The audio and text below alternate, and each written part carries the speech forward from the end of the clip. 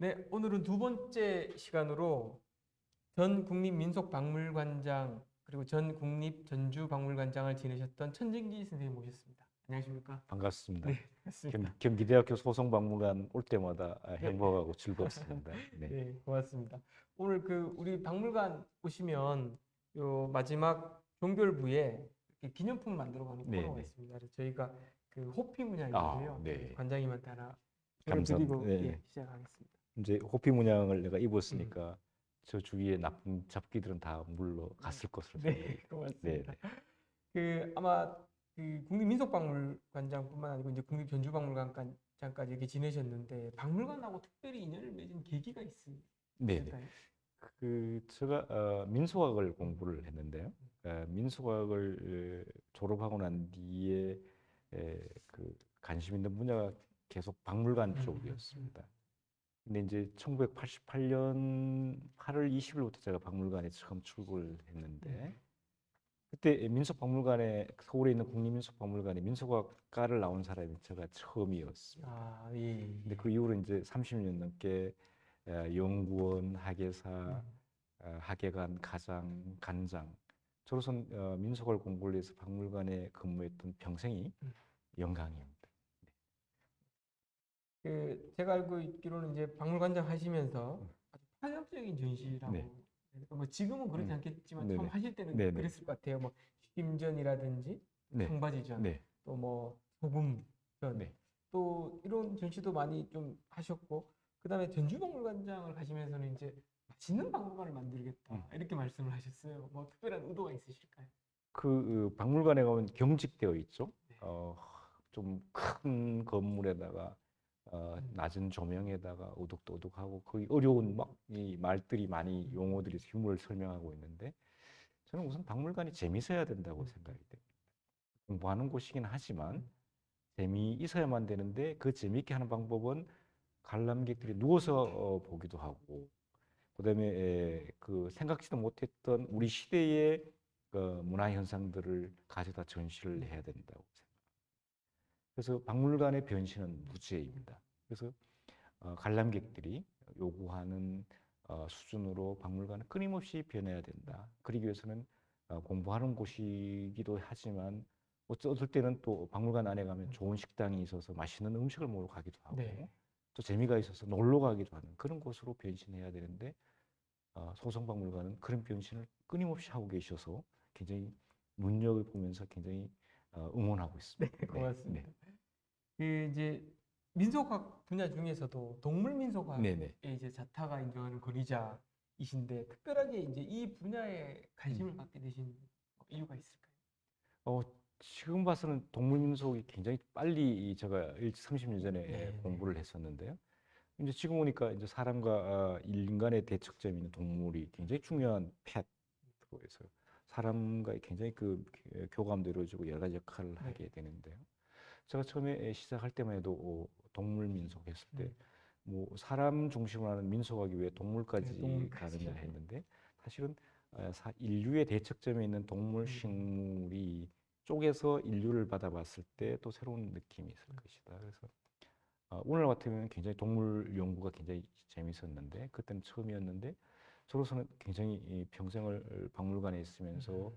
동물 이야기를 함께 해왔던 것이 굉장히 큰 행운이 아닐까 싶은 생각을 합니다. 네. 이제 동물 민속 이러면 가장 음. 먼저 떠오르는 것이 띠동물 네네. 이야기일 것 음. 같습니다. 뭐 가장 매력적인 네. 관장님 생각하실 때 그런 동물 어떤 동물이 있을까요? 다 매력적이죠.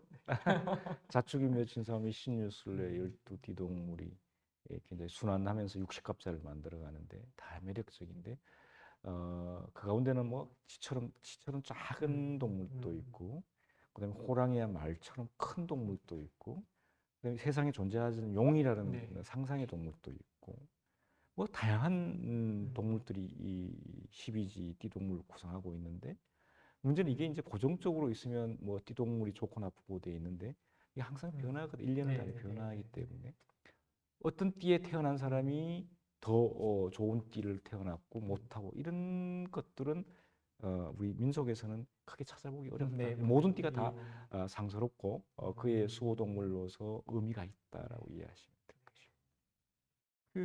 원래가 이제 호랑이 네. 띠고 네. 특별히 사람들이 이제 흑호의 띠다, 검은 네, 네, 호랑이 네, 해다 네. 이렇게 네. 하는데 어떤 상징적인 의미가 있는지 그러니까 한번 그림 한번 띄워봐 주실래요? 올해가 임인년입니다. 네. 그러니까 임은 식간에 해당 갑을병정 무기 경신 임계에 해당되는 거고 인은 호랑이에 해당되는 거죠.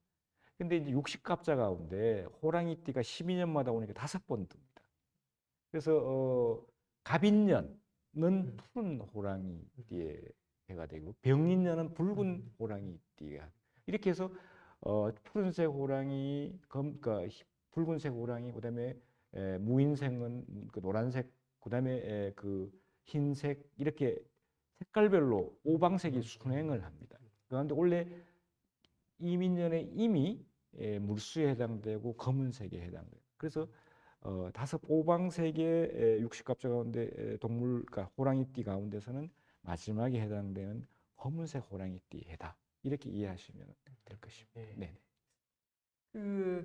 어떻게 보면 이제 호랑이라는 동물이 네. 그것이 무엇이 되었건 인간과 밀접한 요소를 그렇습니다. 맺는 것 같습니다. 그래서 그러면 이제 사람에게 호랑이랑 또 호랑이에게 사람이랑 네. 네. 서로 어떤 의미가 있는지 네. 한번 설명 부탁드리겠습니다. 그 준비하면 두 가지 네. 두 인간과 호랑이 서로 무서워했던 것 같아요.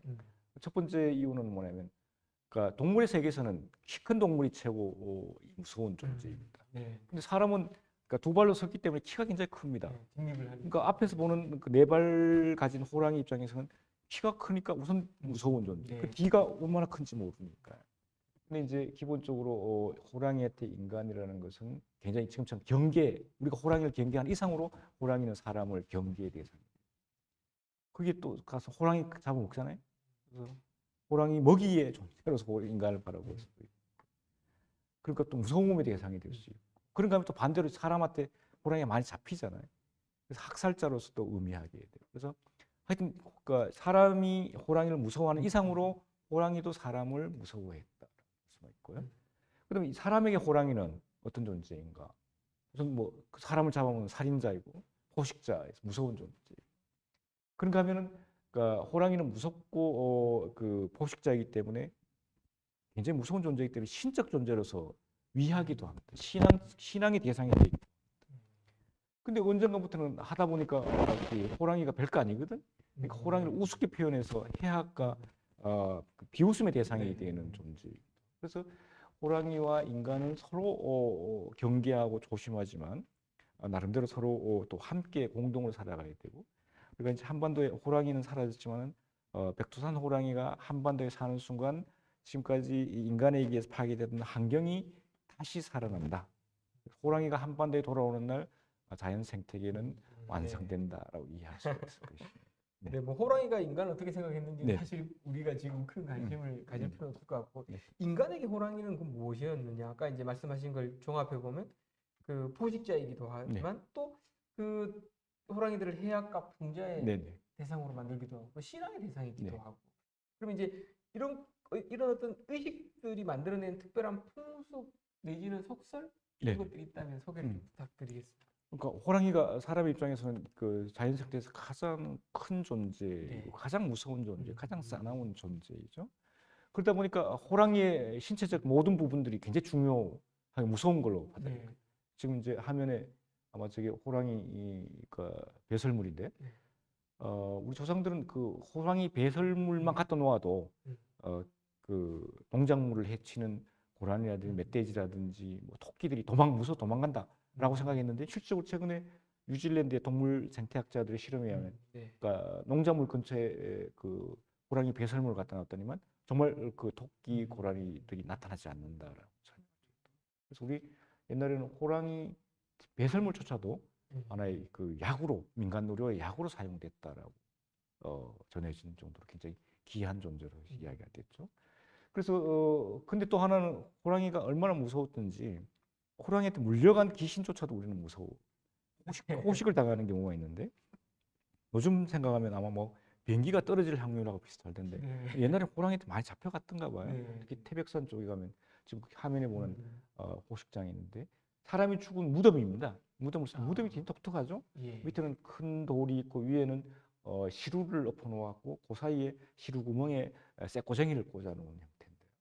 이건 뭐냐면 호랑이한테 물려준 귀신을 창기라고 해요.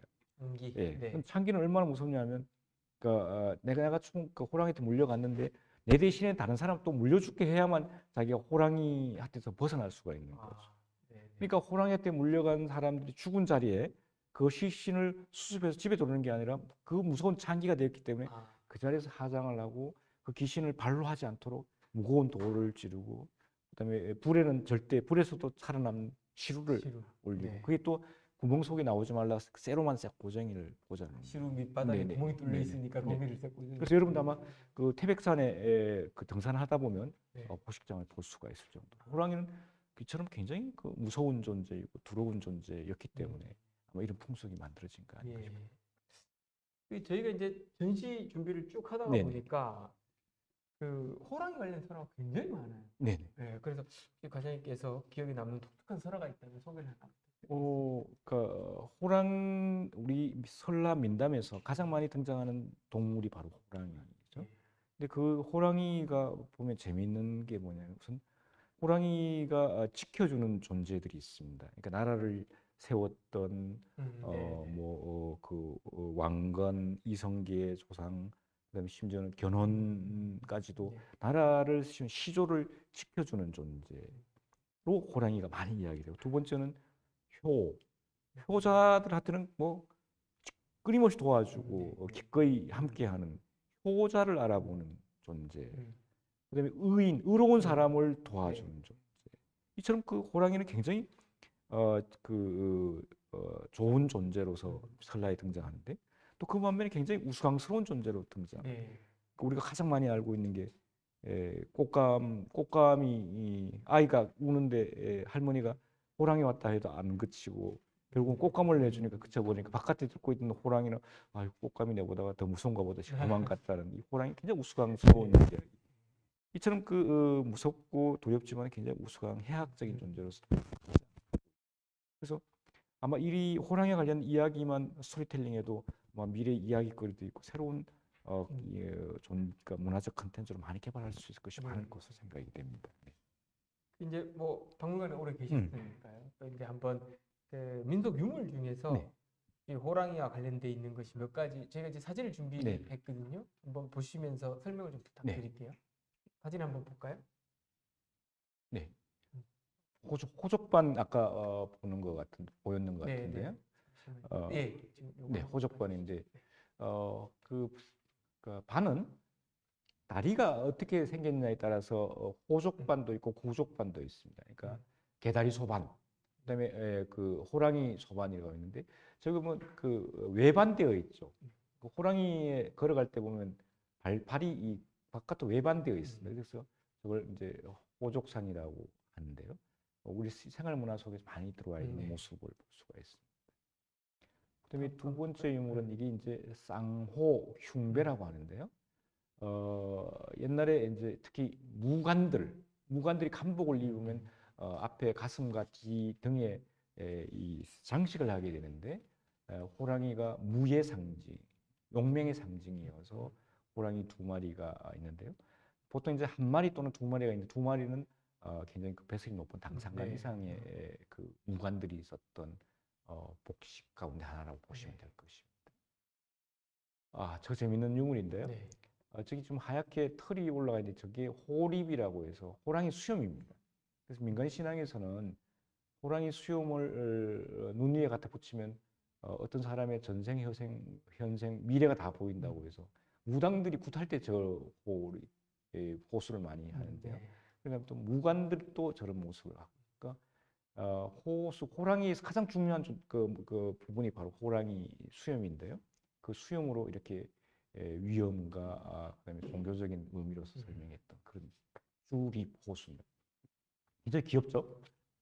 호랑이가 입을 딱 벌리고 있는데 꽃감 하나 주면 안 잡아먹지, 떡 하나 주면 안 잡아먹지 하는 모습인데 저는 재밌는 것은 그러니까 호자라고 해서 소변통입니다. 남성들의 소변통, 이동형 소변기라고 생각하시면 됩니다. 저 도자기 이전에는 토기로 만든 백제 군술에 나온 호자가 있는데요. 이처럼 우리 조상들은 그렇게 무서워했던 호랑이 입에 오줌을 정도 굉장히 해학적으로 하고 있는 재미있는 유물들입니다. 그러네. 요즘 이제 지금 학교가 축제 기간이에요. 네네. 그래서 우리 축제 기간에도 불구하고 학생들이 저 강의를 들으러 네네, 직접 오기도 네네. 했는데요. 우리 선생님들이 오늘 점심 시간에 그 학교 축제 갔다가 이렇게 88 올림픽 마스코트 네네. 호돌이로 네. 배지를 사가지고 제가 네. 달고 나왔습니다. 네. 이제 현대 호랑이 이미지가 과거에 비해서 뭐 반드시 그렇다고 할 수는 없겠지만 하여튼 친숙한 이미지로 더더욱 이제 고착화되는 것 같아요. 그러니까 우리가 생각하는 호랑이에 대한 인식의 변화? 네네. 이건 또 어떻게 생각할 수 있을지요? 우리가 그 뉴욕을 생각하면 자유의 여신상이 생각이 네, 나요. 네. 인도 하면 카레가 생각이 네. 나요. 중국 하면 사자. 음. 각 나라를 상징하는 동물이든 음식이든 뭐 파리한 에펠탑처럼 이렇게 조형물들이 있는데 아마 1988년 서울 올림픽 호도 이후로 세계인들이 한국을 생각할 때 동물을 생각할 때 아마 호랑이. 근데 호랑이의 나라라고 이야기한 것은 요 근래 와서 한 것도 아니고 아주 옛날 중국의 기록에도 보면 동방을 호랑이의 나라, 네. 군자의 나라라고 표현하고 있습니다. 그래서 한국에 가장 많이 등장하는 역사문화 속 등장하는 동물도 또 호랑이인 것이죠. 근데 이제 그 88년 호랑이가 백두산 호랑이가 사라지고 이제 문화적으로 들어오면서 가장 히트친 게 이제 80서울 올림픽의 마스코트인 호돌이였고요. 그다음에 그게 또 공교롭게도 또 올림픽인 동계 올림픽의 수호랑이 또 백호랑이가 된 거죠. 그래서 아마 외국인들을 생각하기에 한국의 대표적인 모습 느끼기 위해서 요새 그 K-팝이 있지만 원초적으로는 또 호랑이지 않을까. 그래서 본래 카타르 월드컵의 국가대표 상징 마크도 백호이지 않습니까? 그래서 호랑이는 참 다양한 모습으로 우리 이 문화 속에 등장하고 있고요. 이 호랑이는 과거형이 아니라 현재에도 등장하고 미래는 또 새로운 문화 콘텐츠로 등장하는 그런 존재가 호랑이가 아닐까 싶습니다. 그 관장님께서 아마 요즘 지방에서 이렇게 네. 살고 계시기 때문에 우리 박물관에 오늘 이 촬영 준비 때문에 조금 일찍 오셨어요. 그래서 저하고 같이 전시장 쭉 한번 둘러보셨는데 제가 이제 지난번처럼 가장 그 인상적인 그림을 좀 선정해 달라고 말씀을 드렸는데 이렇게 까치 호랑이 네네. 그림을 선정해 주셔서 네. 제가 이렇게 패널을 준비해서 네. 나왔고요. 혹시 요거에 대해서 네. 조금 설명한 이유를 한번 말씀해 주시면 좋겠습니다. 까치 호랑이에 대한 해석을 인문학적 해석도 재밌지만은 자연과학적 해석도 참 재미있어서 그 두 가지를 비교하려고 하는데요. 기본적으로 그 인문학적은 까치 호랑이 소나무와 까치와 호랑이 그림은 좋은 소식, 기쁜 소식을 전해주는 그림으로서 의미화되어 있습니다. 그래서 정초에 이 그림을 그리면 좋은 소식, 까치가 좋은 소식을 전하잖아요. 그래서 그러니까 신의 사자인 호랑이가 까치를 통해서 신의를 전해주고 그다음에 사람의 뜻을 전해준 그런 존재로서 기쁨을 상징하는 그림이었는데 호랑이 그림 가운데 가장 많이 남아있는 유물들이죠. 근데 얼마 전에 자연 그 생태학자들하고 이야기하는 과정에서 질문을 했어요. 왜 하필이면 까치 호랑이가 이렇게 가장 많이 등장하느냐라는 질문을 했더니만 한참 생각을 하더니만 이렇게 해석할 수도 있겠습니다라고 하면서 해석을 하는 뭐냐면 만주 시베리아에서 그 호랑이 사냥꾼이 호랑이를 찾는 방법은 까치까마귀가 하늘에 빙빙 돌면 거기서 그 호랑이가 근처에 있다고 생각하는 거죠. 근데 이제 이걸 보면 동물의 왕국에 보면 사자가 표범이 시라소 그러니까 그 퓨마 이런 것들이 사냥을 나서 음식을 먹고 식사를 끝나고 난뒤 그다음에 이제 오는 게 조류들입니다. 독수리, 새들이 왔어요. 근데 이 그림을 어떻게 그 이후로 어떻게 되느냐면 호랑이의 모습은 뭔가 재밌고 포만감을 느끼는 거예요. 사냥을 끝낸 모습이고요. 까치는 이제 이 남겨진 쓰레기를 청소하려는 그런 관점인 것 같아요. 그래서 그렇게 설명해도 참 재밌겠다.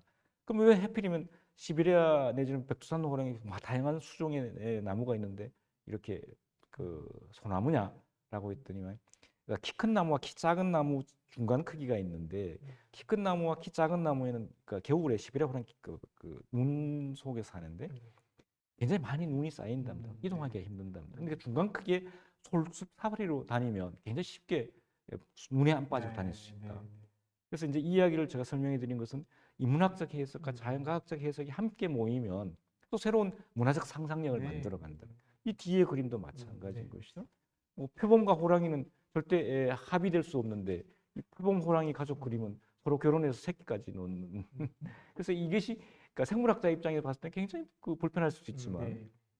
불편한 진실일 수도 있지만 인문학자분들 굉장히 재밌잖아요. 네, 네. 좋은 하기에 의한 가족의 좋은 기운을 가지고.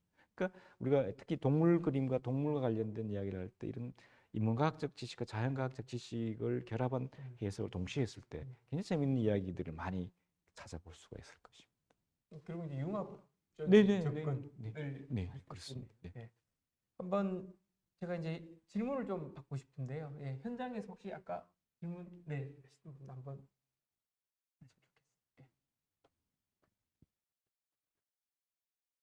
그 다양한 전시를 추진하시면서 여러 에피소드들이 있으실 것 같아요. 전시를 준비하면서 가장 기억에 남는 에피소드가 있으실까요? 네. 연극할 때 연극 무대에 올려진 배우만 스포트라이트를 받고 그다음에 유물 전시되는 유물만 스포트라이트를 받고 실제로 이 유물을 기획하고 실행하고 이렇게 전시에서 관람객을 만나게 하는 그 무대 뒤에는 큐레이터가 있어요.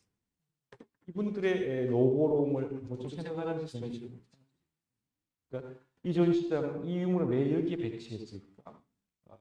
그것을 기획하는 담당 큐레이터는 어떤 생각으로 했을까? 이런 것도 읽어가면서 보는 것도 참 재밌지 않을까. 그래서 얼굴 없는 그 박물관맨이라고 했을 게 바로 큐레이터가 아닐까.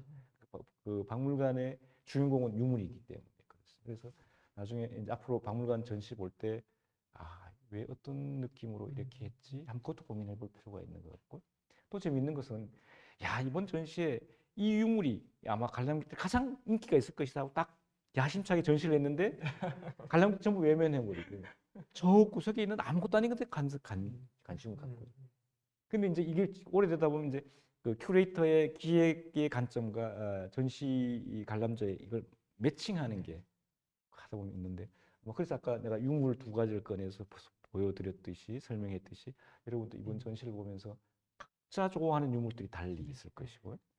그 유물에 대해서 한 번쯤 더 의미를 하면 재밌는 관람이 되지 않을까 싶습니다. 네.